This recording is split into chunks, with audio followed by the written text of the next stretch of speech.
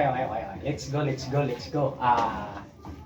Ito yung post-workout meal of the day. Post-workout. Cardio lang naman ako kanina. Isang oras na kita. Ito na. Ito na yung flexo, yung saging. Dalawang nilagang tabunan man. Ito yung kanin ko, dalawang order bala yan. Pero di ko ubusin kasi na mayroon akong mga tropa dyan sa baba nagantay-antay eh. Carrots, kamatis, dalawang piraso, tapos talong sa isang balot, 10 piso. Tapos itong tilapia ko, 1 kilo to, kinain ko na kanina yung dalawa. Tatlong piraso, 1 kilo. Tapos matik, kahit matanda na tayo, gatas pa rin tayo, birds tree. Ano ba i-pronounce yun? Kaya, umpisahan natin.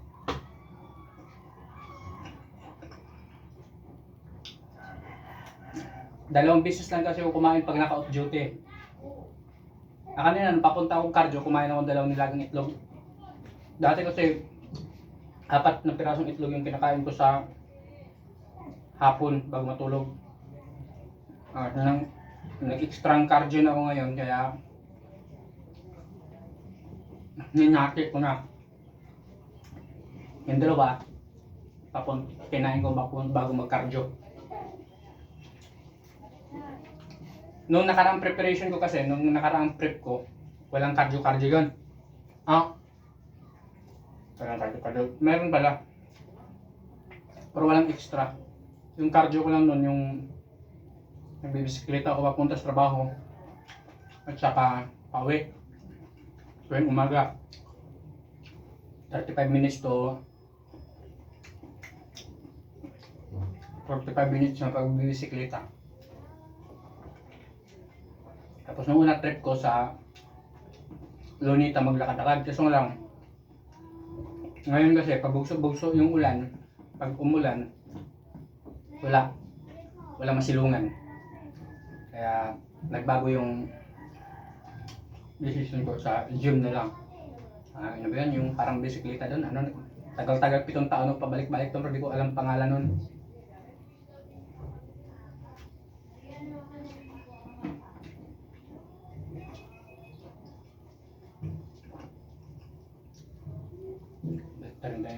Naharangan yung kanin ko.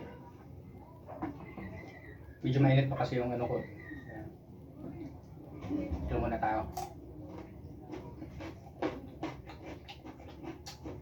Pero itong carrots talaga, hindi ito regular na pinakain ko pagkagantong gabi. Tagal na. Nandaanan ko yung kanina, medyo maganda yung mga nakabalot-balot nila na malalaki. Ano isipan kong bumili.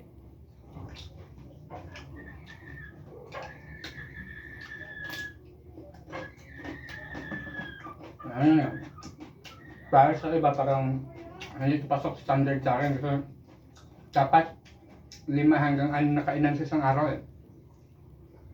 Pero hindi naman pwedeng gayahin yun. Maantala yung tulog ko pagka gigising pa kakain.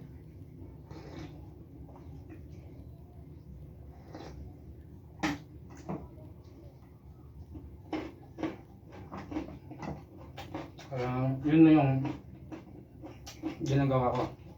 Dalawang kain lang.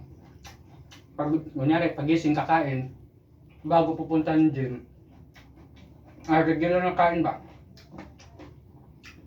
Mga 1 oras o 2 oras pa muna bago makapagbuhat, sayang yung oras. Kaya, snacks na lang. Nilagang itlog dati, malunggay pandesal, 10 piraso. Nagkating tayo. Kaya, ganun na yun. Kala mo, totoo. Hindi ko naman sinasabing gayahin nyo, kasi ito yung pinakamagandang paraan. Wala akong sinabing ganun. Ano ko lang dito, ito yung style ko. Hindi naman tayo magkaparehas ng oras.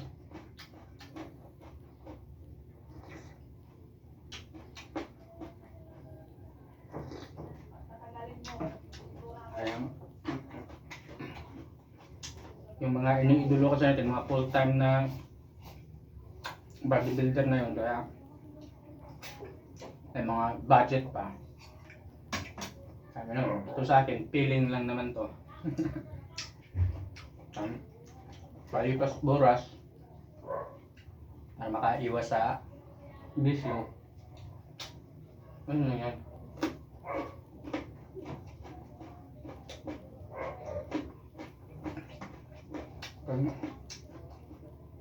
Magbuhat ka lang din ng magbuhat, tapos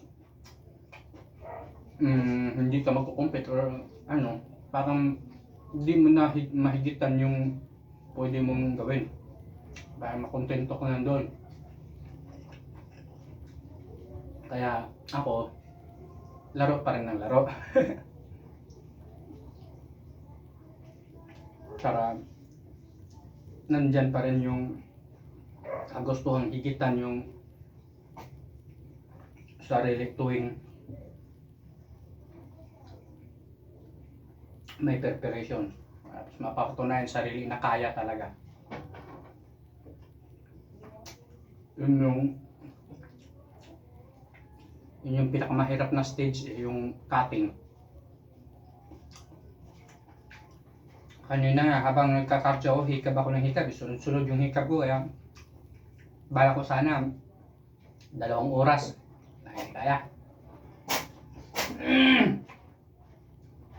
Huwag kang paubo-ubo dyan, Muning.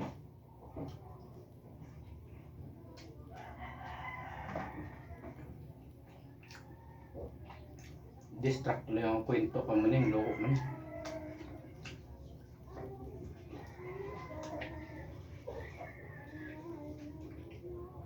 Yun yung sinasabi ni Coach Gigi Ngit-Ngit na hindi nila na mamuna na ganito ganyan.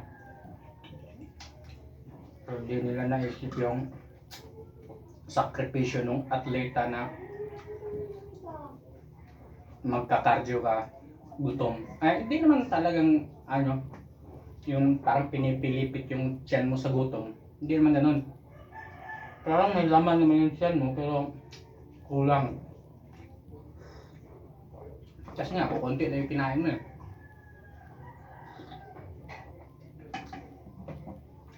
Kulang yung energy. Kahit bagong gising ka, hihikab ka talaga. Kahit galing ka natulog pag ganun. Nag-ensayo kang naka-calorie deficit.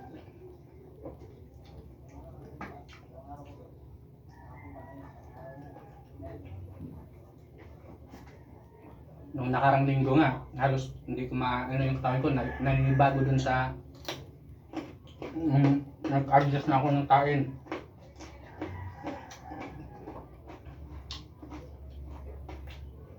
Humihikab-hikab na ako. Diba, nagbubuhat.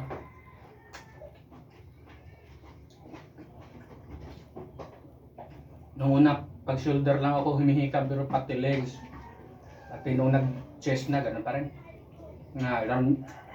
Talaga, medyo konti na lang yung tawag ito, energy.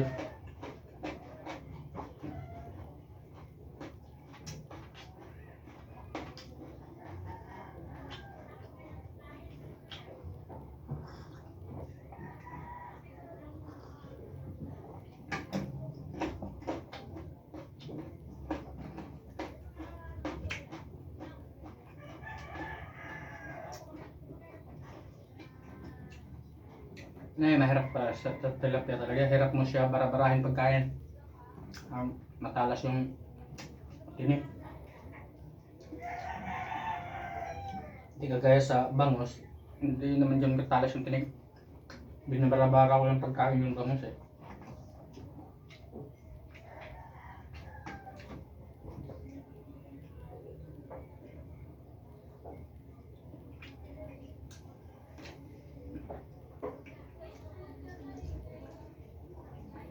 Hindi ganun katalas yung tinik, malambot lang.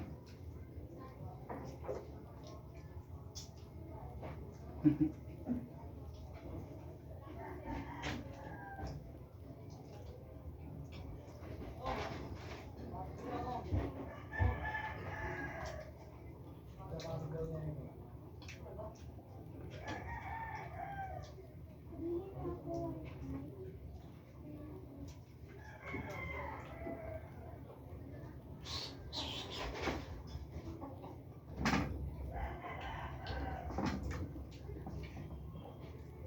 katulad ko rin itong ibang kanin.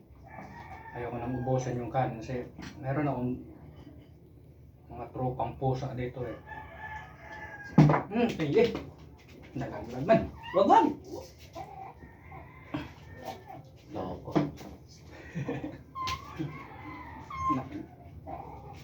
Gulo. Laglag mamaya na. Di pa nga tayo tapos kumain eh. Ang gulo nyo. Saan to? Sayang to. Binayaran natin to eh. Kaya hindi pwede yung itapon kasi binayaran natin to. Hindi naman tayo mayaman eh. Mayabang lang naman tayo. Diyan lang. Mag-antay kasi. Hindi pa nga tayo tapos kumain. Sipat lang kayo.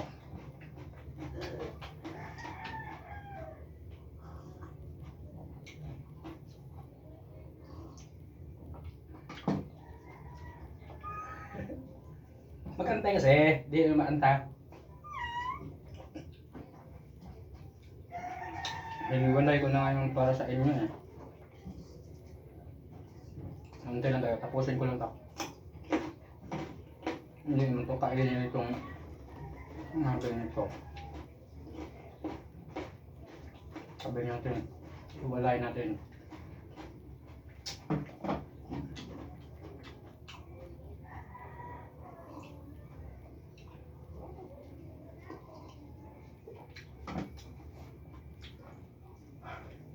Naubusan na tuloy ako kung sabihin.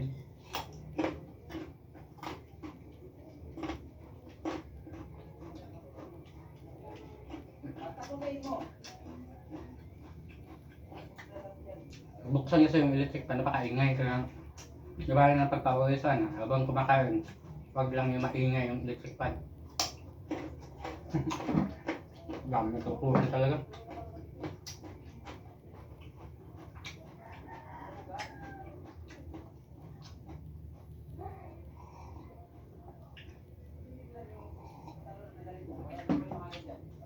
So nga, sabi nga nila, yung gantong saging, ito, isang piraso lang, tapos medium size lang. Ito, large ata to.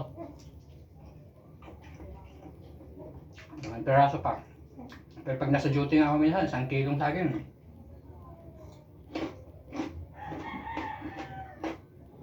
Pero hindi naman isang kainan. Hanggang 24 hours.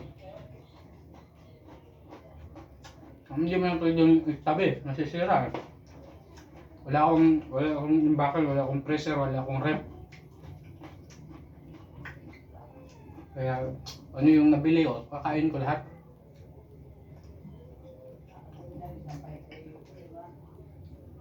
Para hindi mapanis o masira.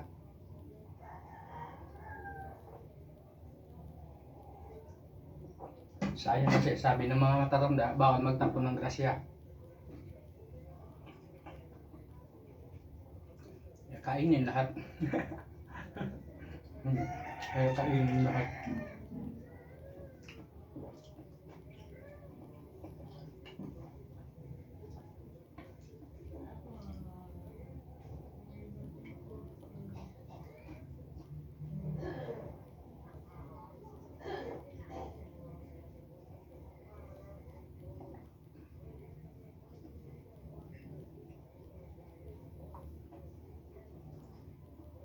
Awa. Sabi natin konti mo na yung flex muna tayo. Law-law pa. Yan yung hubad na katawan pagka nakayuko ka. Law-law talaga yung abdominals ng tao. Pagbalat pala, hindi yung abdominals.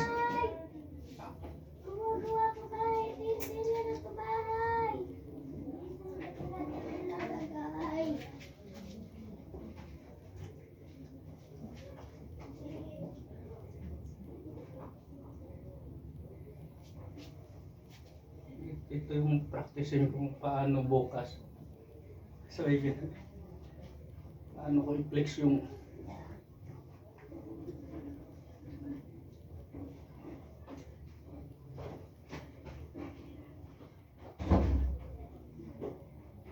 wala.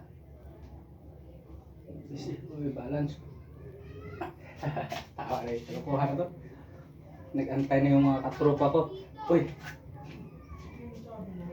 Na-booking. Pag naka-side view. Pag naka-relax door pag ipiga.